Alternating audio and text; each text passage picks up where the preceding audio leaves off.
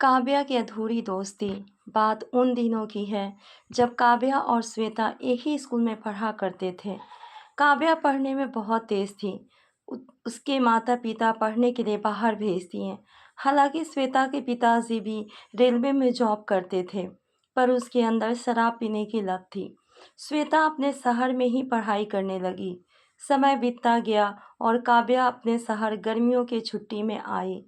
जब वह श्वेता से मिली तो उसे अजीब सा लगा, क्योंकि अब श्वेता की जिंदगी में किसी लड़के का प्रवेश हो चुका था।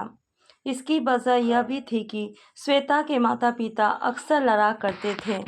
श्वेता अपने परिवार के झगड़ों से तंग आ गई थी। मैं जब उसके साथ रहती थी, वह मुझे अपनी सारी बातें अच्छी और बुरी बताया करती थी।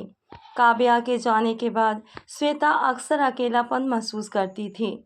उस समय अंतराल में उसे एक लड़का ने दोस्ती हुआ। वह दोस्ती कब धीरे धीरे प्यार में बदल गया, पता ही नहीं चला।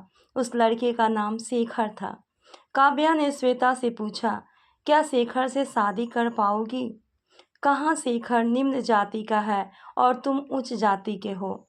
समाज तुम्हें कभी भी स्वीकार नहीं करेगा। श्वेता बोली, चाहे जो कुछ हो जाए, मैं शेखर से ही शादी करूंगी।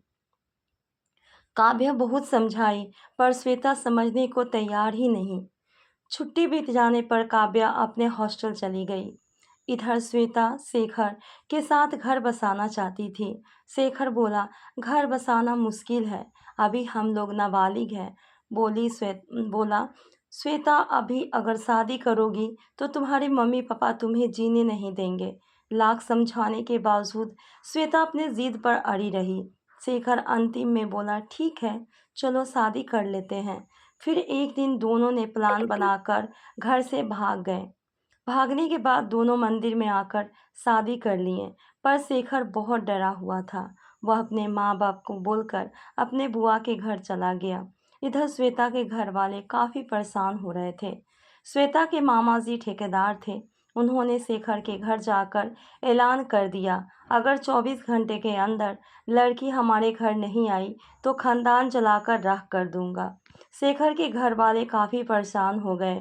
उन्होंने फौरन शेखर के पास फ़ोन किया, जल्दी तुम और वो लड़की को साथ लेकर आओ, नहीं तो बहुत बड़ा अनर्थ हो जाएगा। फौरन शेखर ट्रेन पकड़कर श्वेता को भी साथ लेकर अपने शहर आया।